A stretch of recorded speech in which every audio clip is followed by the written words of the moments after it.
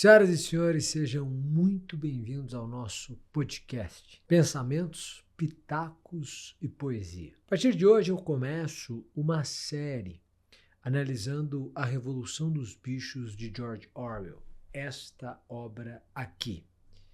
Por quê? A gente ouve muito falar de 1984, que é outra obra do George Orwell.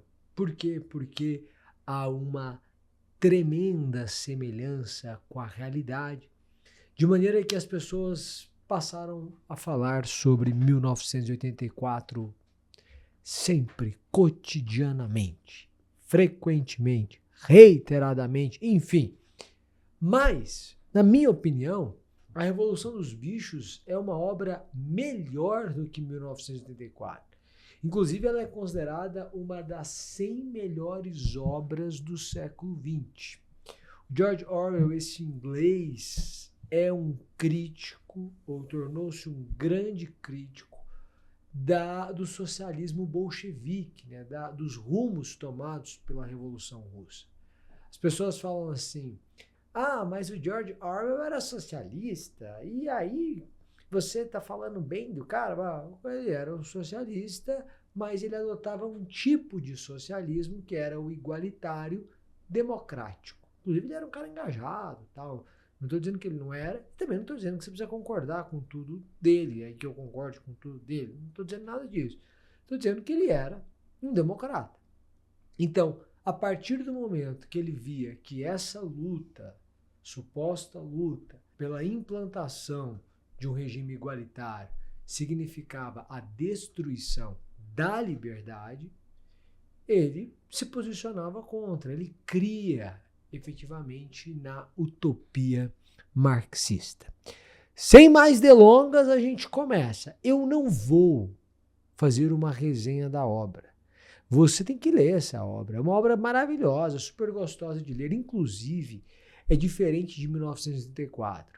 1984 é uma obra que você começa a ler e em alguns momentos ela fica truncada. A Revolução dos Bichos, não. Ela é uma obra de uma leitura gostosa do início ao fim. Tudo bem? Tudo bem. Então, o que eu faço aqui, só para você entender? Eu pego e extraio trechos da obra sobre os quais a gente vai refletir. Então, basicamente, a obra narra a revolução dos bichos, a fazenda dos animais, que é uma outra tradução. Basicamente, o humano é expulso da fazenda e os animais, em tese, passam a ter domínio sobre eles mesmos.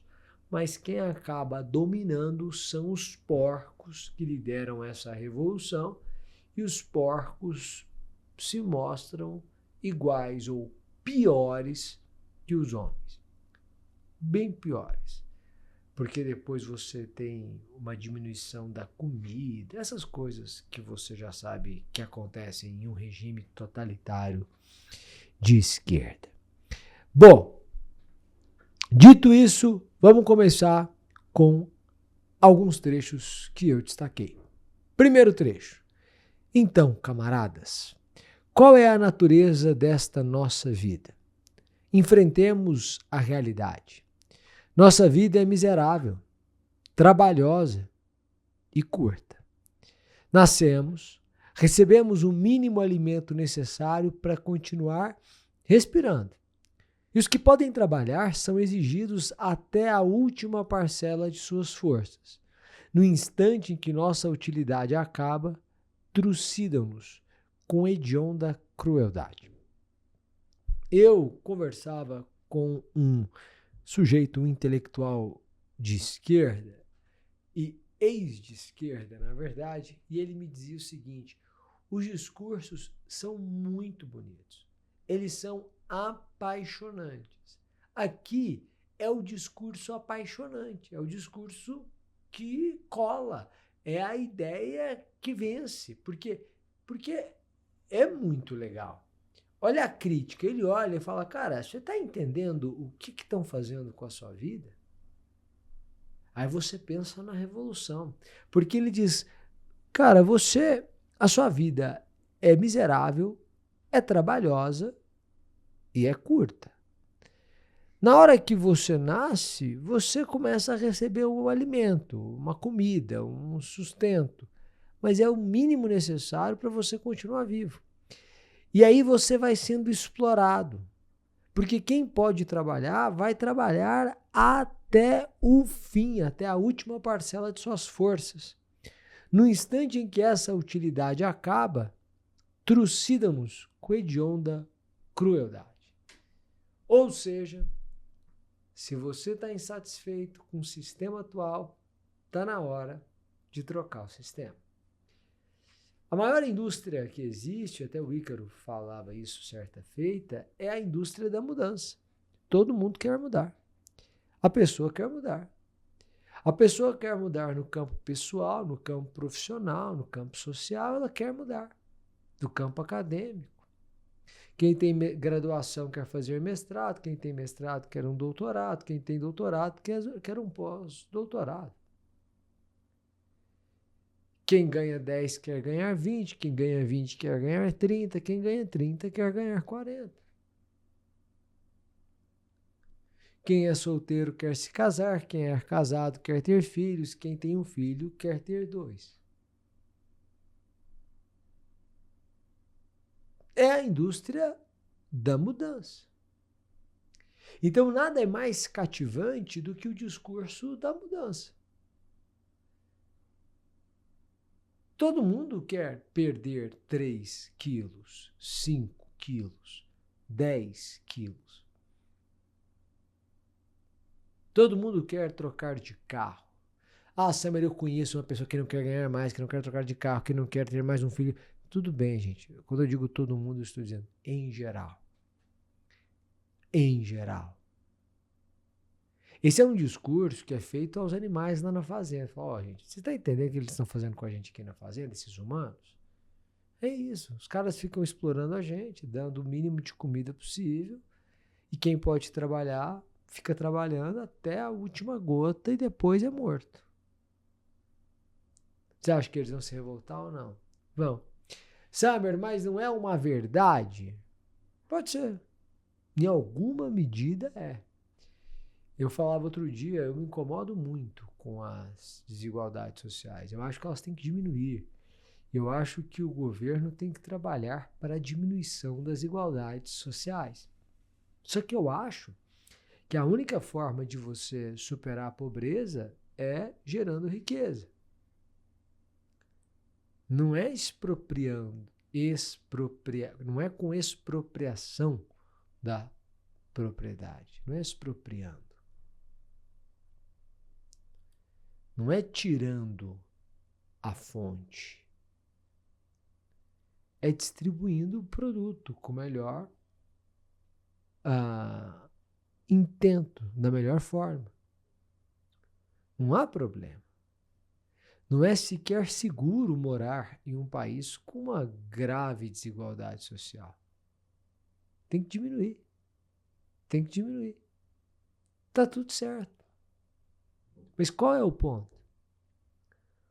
O ponto é que a gente tem que trabalhar para não existir o abuso, para extinguir a exploração, etc., mas sem jogar fora a liberdade.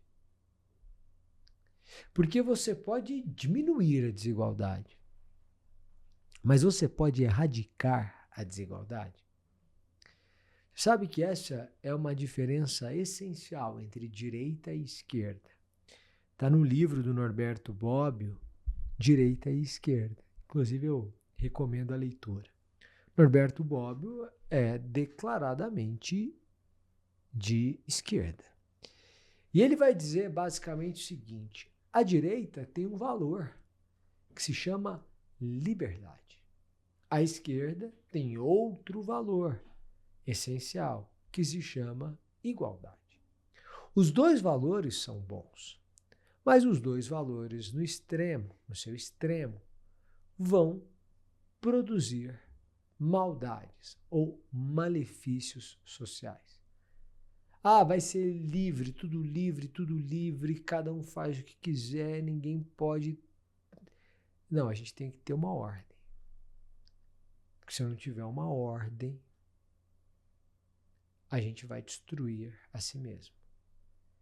Então a liberdade, ela tem que se dar no máximo possível, mas é preciso que haja um controle social. Então eu vou lá, eu compro a minha casa, é a minha casa. Você não é livre para entrar na minha casa. Ok? Ok. E a igualdade também não pode chegar ao extremo. Primeiro, porque os homens são profundamente desiguais. Vamos pegar um exemplo básico. Imagine que você fosse obrigado a ouvir a mesma música que todo mundo. Eu não escuto heavy metal nem pagando, nem recebendo, né? Eu não gosto. Imagine que a quantidade de filhos fosse limitada ou determinada pelo Estado. Não houve essa regra na China para diminuição? Depois eles perceberam que era um erro e retiraram a regra. Mas era um filho por família para diminuir a natalidade. O que a gente está falando aqui? Está falando de igualdade. Todo mundo vai ter um filho só. Só que a igualdade, ela, no seu extremo, ela aniquila a liberdade, que é um atributo próprio do ser humano. O ser humano é livre. Ele quer ser livre, é da natureza dele a liberdade. É inclusive bíblico, né? Conhecereis a verdade e a verdade vos libertará. Ou seja, você vai se tornar livre. Mas aí você olha para mim e diz assim, tá bom, mas a gente tem que buscar uma igualdade maior. Isso se chama diminuição da desigualdade social. Igualdade de oportunidades. É por esse caminho que a gente tem que ir. Não tem que ser uma coisa artificial. O Norberto Bobbio critica isso. Ele fala que a esquerda, no seu extremo, ela quer fazer igual o que não é igual, inclusive sendo artificial. E aí você começa a ter questionamentos. Pois é. Pense nisso. Cialdini, na obra Sim, os 50 Segredos da Ciência da Persuasão, vai trazer basicamente um caso em que ele mostra como o comportamento do indivíduo vai na linha do comportamento da maioria. Um determinado professor decidiu fazer esse experimento em sala de aula. Aplicou a primeira prova, corrigiu as provas, e aí houve aluno que acertou 90%, houve aluno que acertou 60%, aluno que acertou 70%. A média foi 75%. Na hora de entregar a prova, ele entregou com nota 75 para todo mundo. E aí ele disse, gente, aqui é igualdade. Todo mundo tem a mesma nota. Então eu peguei aqui a nota de todo mundo, somei, dividi pelo número de alunos e todo mundo tirou 75. Ah, mas o fulano de tal se esforçou mais para tirar 9. Não interessa, aqui é um grupo, né? Às vezes o fulano de tal tem uma facilidade maior. que o Beltrano. Não, mas e o outro ali que não estudou e foi agraciado? Isso faz parte da vida em comunidade. Beleza. Na semana seguinte, ele chegou. Na semana seguinte, não, na prova seguinte, chegou, aplicou, todo mundo já sabia da regra. A média, que era 7,5, desceu para 6,5. O que aconteceu? O cara que tirou 9 disse, gente, vai me desculpar. Eu não vou estudar para tirar 10. Eu não vou estudar para tirar 9. Eu vou estudar para tirar 7,5, que é a média da turma. Vou ficar carregando o povo nas costas? Não vou. O que acontece? Se o que se empenha diminui o seu empenho, a média geral cai. E assim sucessivamente. Por quê? Porque as pessoas tendem a se orientar para o centro, para aquilo que a maioria está fazendo.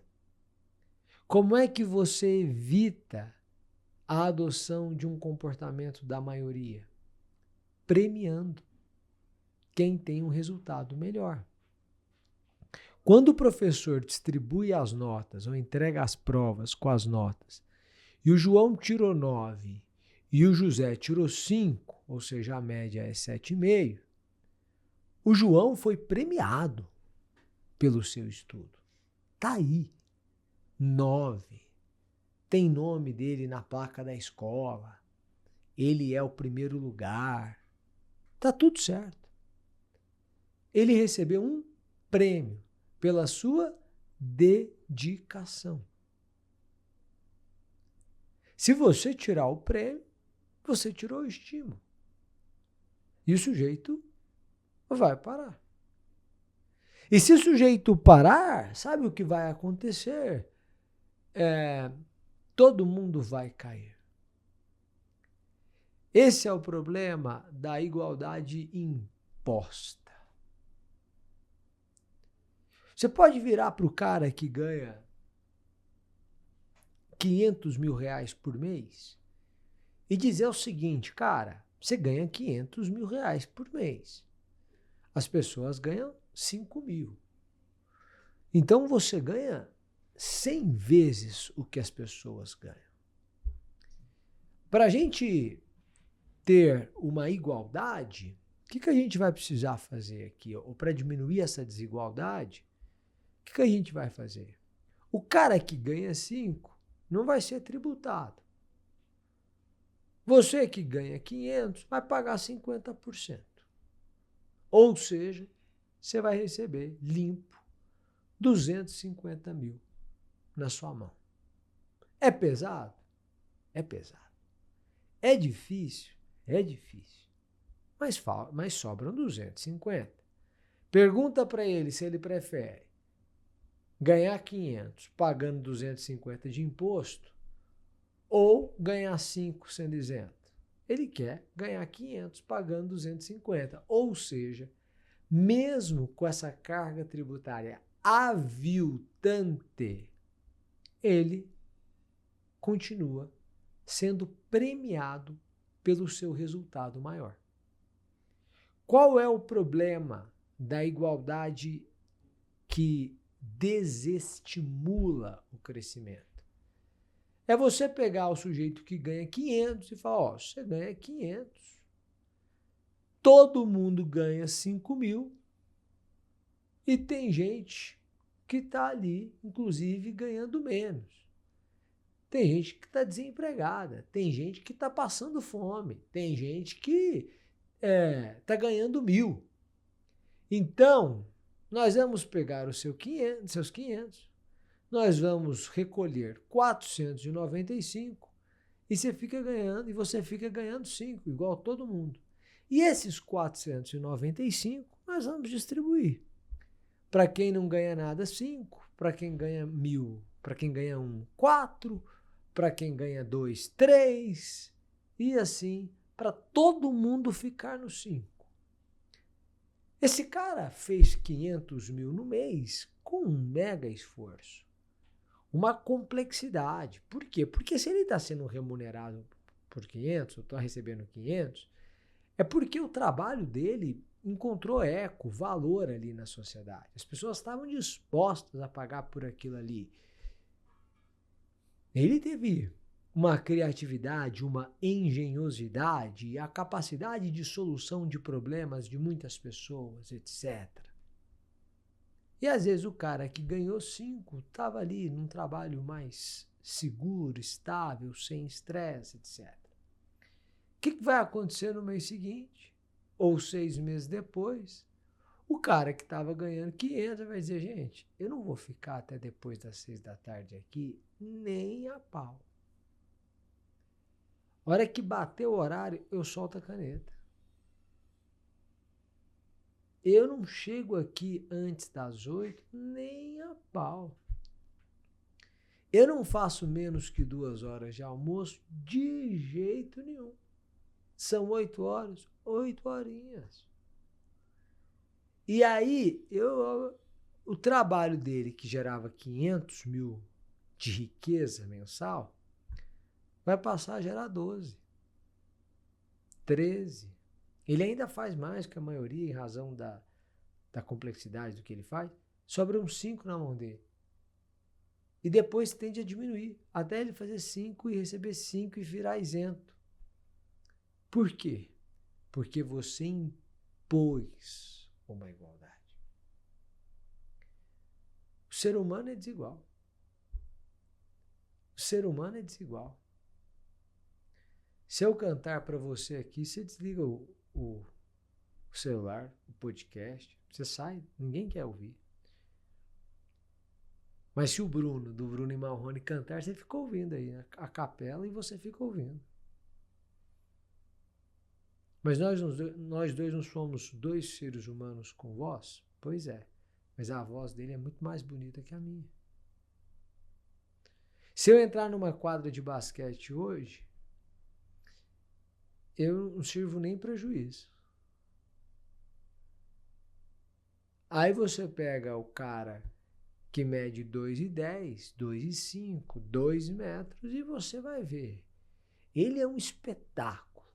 E talvez eu tivesse mais habilidade com a bola do que ele no início, com 5 anos de idade. Se você entregasse para ele, para mim, talvez você percebesse que eu levava jeito. Só que o cara cresceu, eu fiquei. E não dá para ser baixinho e jogar basquete. Como é que eu faço? Eu vou impor que a NBA contrate jogadores baixinhos para ter inclusão, diversidade, conscientização, vidas baixas importam? É claro que você tem que trabalhar pela conscientização das pessoas, que você tem que trabalhar pela diminuição das desigualdades, que você tem que trabalhar para que as pessoas tenham oportunidades, tenham dignidade respeitada. Mas não dá para você achar, vai me desculpar, não dá para você achar que você vai conseguir artificialmente fazer o ser humano igual. Porque ele não é igual. E não só ele não é igual, ele não quer ser igual. Ele não quer ser igual.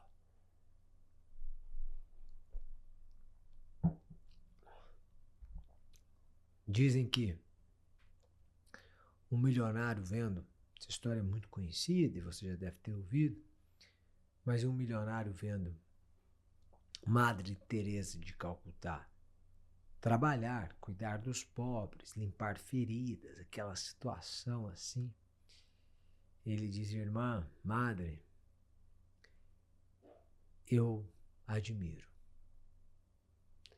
porque eu não faria o trabalho que a senhora faz por dinheiro algum no mundo.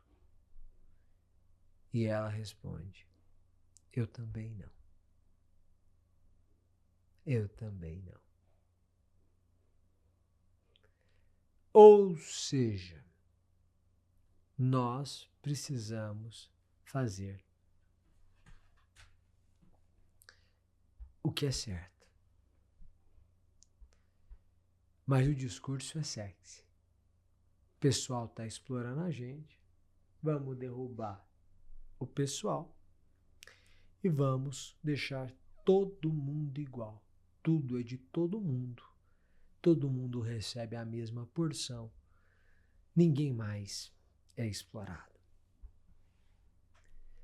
Será isso apenas a ordem natural das coisas? Será esta nossa terra tão pobre que não ofereça condições de vida decente aos seus habitantes? Não, camaradas, 1000 vezes não. Só para lembrar vocês que é essa edição que eu estou tratando, tá?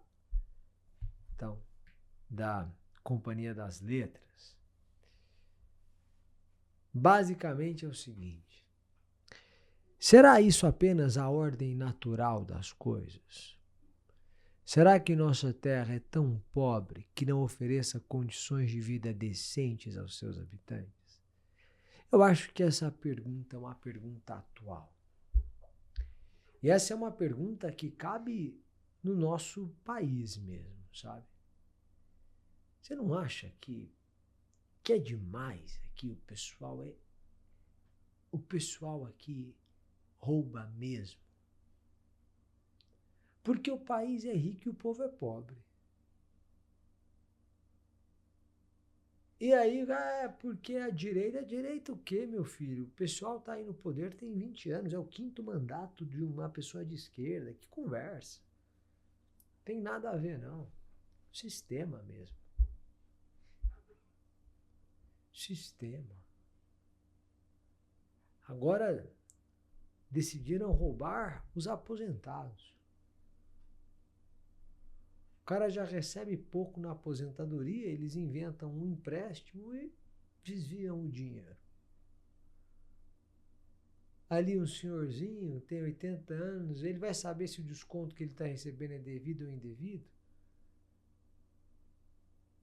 Aí você combina esse desconto indevido, esse assalto, com inflação, você acabou com a qualidade de vida do sujeito. Você começa a ter cenários de guerra em um país sem guerra. O que é cenário de guerra? O cara tem que tomar um remédio diário, em razão do diabetes. O que ele faz? Em vez de ele tomar diariamente, como ele não tem dinheiro, ele passa a tomar dia sim, dia não. Cenário de guerra. O cara começa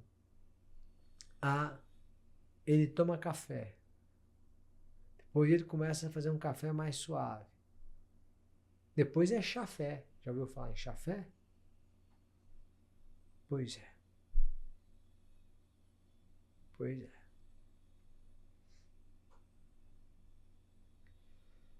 O país é rico, mas as pessoas são postas intencionalmente em uma situação de ignorância. Outro dia eu conversava com uma senhora muito simples e falávamos de países europeus. Então, eu falei, não, porque a Suíça e Portugal, e ela não sabia o que era a Suíça. E ela não sabia o que era Portugal. Mas ela não sabia no nível que ela não sabia se a Suíça ficava dentro de Portugal. Quando eu expliquei que Portugal era um país, tipo o Brasil era um país. Aí ela me perguntou, mas a Suíça fica em Portugal, então? Esse é o brasileiro, gente. As pessoas simplesmente não têm educação. Por quê? Porque a educação é feita para formar ignorantes. Não é culpa dessa senhora, não é culpa do senhor, não é nada. Aqui o sistema é propositalmente feito para isso. E não tem nada a ver com ser de esquerda ou de direita. Porque o George Orwell é um sujeito de esquerda. Mas ele é um sujeito de esquerda estudado. E um sujeito de esquerda decente. Ele olha e fala, gente, deixa eu dizer uma coisa para vocês. Eu defendo o socialismo, mas não é esse não. O que eu defendo, ele é igualitário e democrático. É igualdade com liberdade. O que estão fazendo, o que fizeram ali na Rússia, não conta com o meu apoio, não. Conta com a minha crítica. Inclusive, está aqui o livro. Quem é esse cara? É um cara com pensamento crítico. Se pega no Brasil agora, você não pode fazer uma crítica ao governo que supostamente você apoia. Ou a ideologia a que você se filia.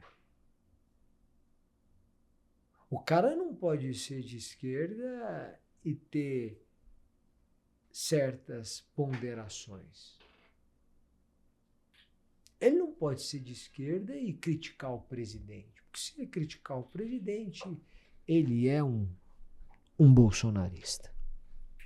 E o cara não pode ser de direita e criticar o Bolsonaro, porque se ele fizer isso, ele é um comunista. Mas aí você pega um George Orwell, que é um sujeito de esquerda, que pega e olha e fala, gente, essa esquerda aqui não é a minha, não. Não é a minha, não. Vai me desculpar, mas não é a minha, não. Isso é pensamento crítico. As pessoas perderam o pensamento crítico. Mas não é que perderam, deixa eu corrigir. Elas nunca tiveram. Porque elas nunca foram educadas para ter. Porque se elas tivessem sido educadas para ter um pensamento crítico, o negócio estava resolvido. Você ia olhar e falar, ó, realmente não dá para aceitar um país rico com um povo pobre.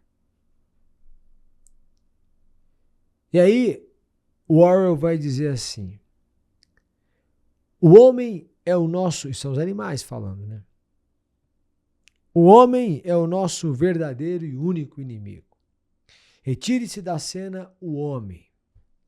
E a causa principal da fome, da sobrecarga de trabalho, desaparecerá para sempre. A criação de um inimigo em comum une duas pessoas, une antigos desafetos. Inclusive, isso está num destaque um pouco mais à frente. Mas é sempre uma resposta muito simplista. É assim, cara, deixa eu te falar uma coisa. É só você tirar o homem do cenário, da cena. Porque se você tirar o homem da cena, fica tudo mais fácil. Tudo fica muito mais tranquilo, muito mais simples. É por aí mesmo. Se os nossos problemas acabassem com a retirada de um homem, nós não teríamos problemas. Porque houve um momento em que o Brasil tirou Luiz Inácio Lula da Silva. Colocou na cadeia. E os problemas continuaram. Depois, em 2022, o Brasil tirou um homem chamado Jair Messias Bolsonaro. E os problemas continuaram. Se tirar um homem resolvesse os problemas, nós não teríamos problemas. Só que criar um inimigo em comum é uma coisa maravilhosa. Por quê? Porque torna a vida muito mais fácil. A resposta é simples, é simplista. Isso está ruim, porque fulano de lá, fulano de tal, está lá. Se você não segue o nosso canal aqui, siga, se inscreva, curta esse vídeo, compartilhe, tá bom? Só para eu não esquecer de falar isso. E lembrai-vos, camaradas, jamais deixai fraquejar vossa decisão. Nenhum argumento vos poderá desviar. Fechai os ouvidos quando vos disserem que os homens e os animais têm interesses comuns, que a prosperidade de um é a prosperidade dos outros. É tudo mentira. O homem não busca interesses que não os dele próprio. Que haja entre nós, animais, uma perfeita unidade, uma perfeita camaradagem na luta. Todos os homens são inimigos. Todos os animais são camaradas. Todos os homens são inimigos. Não jamais deixai fraquejar vossa decisão. Primeiro aqui é o inimigo em comum, que é o homem. Ou os homens. Já que a revolução é dos bichos. Então eu posso dizer, por exemplo, que determinado grupo político é o problema.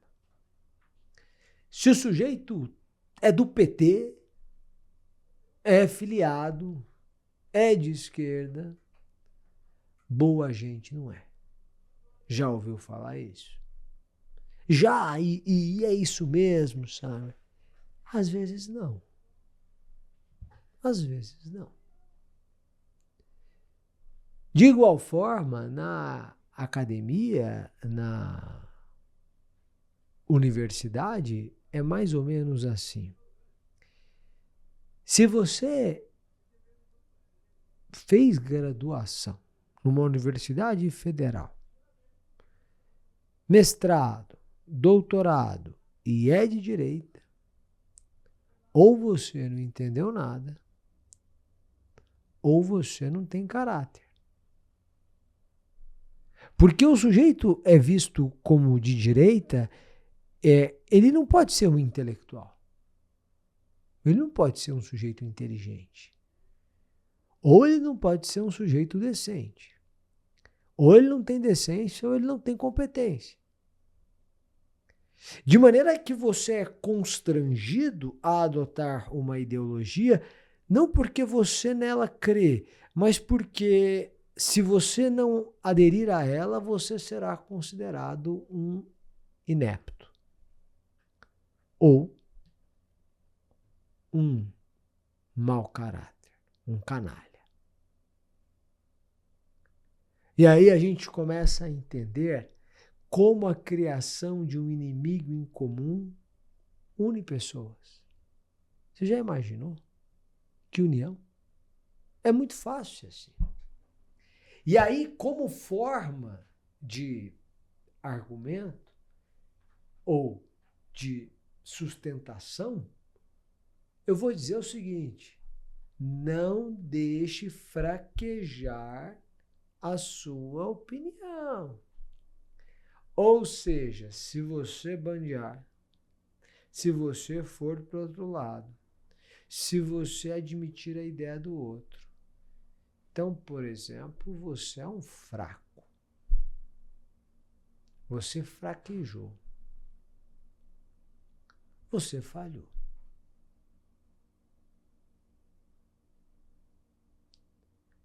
E aí você está errado. Mas por que eu estou errado? Não, você está errado porque, sabe como é? Você entregou pontos para o outro lado, para o nosso inimigo. Não cai nessa que homens e animais podem viver em harmonia. Não caia nessa de que direita e esquerda podem viver bem. Não. Não caia nessa que a prosperidade do empresário é a prosperidade do empregado. Não tem nada disso. Não tem, não. Mas como é que funciona esse negócio, né? Porque lá nos Estados Unidos, a prosperidade do empresário. O empresário fica rico. Você pega a lista dos 10 homens mais ricos do mundo, das 10 pessoas mais ricas do mundo, sei lá, 8 estão nos Estados Unidos. Como é que funciona isso? Tá, e daí, Samir? E daí que o pessoal que está indo para os Estados Unidos não está indo para ser empresário, empregador. Está indo para ser empregado, funcionário. E por que o cara está indo? Se o que nós estamos vendo é a prosperidade do empresário. É que a prosperidade do empresário acaba trazendo prosperidade para o empregado. Porque ele tem bônus, ele tem meta, porque o salário é maior, porque a moeda é forte, porque o consumo é alto, porque as coisas funcionam. Então, esse discurso aqui que fizeram para os animais, dos animais para os animais, é uma falácia, é uma mentira. É possível que se construa harmonia entre empregadores e empregados. A prosperidade de um é a prosperidade dos outros. Para a coisa funcionar, você tem que gerar riqueza. Essa é a única forma de você acabar com a pobreza. Então, esse discurso que planta e reforça inimigos, dizendo que todos os homens são inimigos e todos os animais são camaradas, é falacioso. Pensando em pessoas, existem pessoas de caráter na esquerda e existem pessoas de caráter na direita. O que é uma pessoa de caráter? É uma pessoa que acredita justamente naquela ideologia. E mais, existe gente inteligente e de caráter nos dois lados. Só que a leitura do fato que elas fazem é oposta. Você sabe, eu fui juiz durante 8 anos e meio. E no tribunal é comum você ver 2 desembargadores discordarem em um voto. Um vota pela condenação. O outro vota pela absolvição. O fato é o mesmo. Mas a leitura que um faz é a seguinte: isso é crime. E a leitura que o outro faz é: isso aqui não é crime. Visões opostas até. Mas são 2 pessoas inteligentes e 2 pessoas de caráter. Então é possível ser inteligente e ter caráter, bom caráter. E ainda assim ter uma visão oposta, uma pessoa da outra? Sim. Sim. De maneira que nem todos os animais são camaradas, nem todos os homens são inimigos. Talvez a solução esteja justamente em separar o joio do trigo. Os homens inimigos dos homens camaradas. Os animais inimigos dos animais camaradas. Martin Luther King, para finalizar, no seu discurso belíssimo,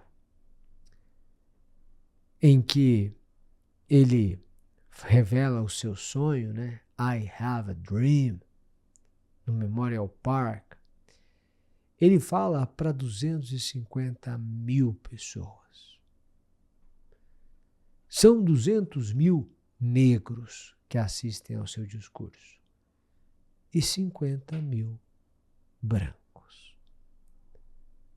E ele diz no discurso: os nossos irmãos brancos, não olhem para eles pensando que todos são nossos inimigos. Como vocês podem ver, eles estão aí e estão nos apoiando. Eu tenho um sonho em que os meus filhos crescerão ou serão julgados pelo seu caráter, não pela cor da sua pele. Eu tenho um sonho que um dia, nas colinas da Geórgia, os filhos de escravos se sentarão à mesa da fraternidade com os filhos de ex-donos de escravos. I have a dream. Não caia no discurso que coloca você contra outro ser humano. Há pessoas de bem e há pessoas mal intencionadas. As duas podem ter supostamente a mesma ideologia. Portanto, não caia na capa. É preciso ver o conteúdo. Com isso, senhoras e senhores, nós terminamos a nossa reflexão da semana. Peguei alguns trechinhos. E eu vou seguir aqui com a Revolução dos Bichos. Se você não leu essa obra, leia. No Clube dos Pensadores, a gente tem a análise completa das obras, dessa obra. A reflexão toda dela. Se você não faz parte do clube, faça. É um clube de leitura, de livros clássicos. Você entra no de agora e você tem acesso aos anteriores, em que há também a Revolução dos Bichos. E você vai ler 10, 15 minutos por dia. E vai ler 12 livros em um ano. Imagine a sua cabeça depois de ler 12 obras como essa. Isso é um nível cultural. Participe. Faça isso por você.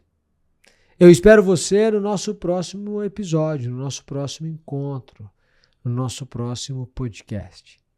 Então faça o seguinte: compartilhe esse vídeo, se inscreva no canal e curta aqui. Um abraço, deixe seu like aqui. Até mais. Tchau, tchau.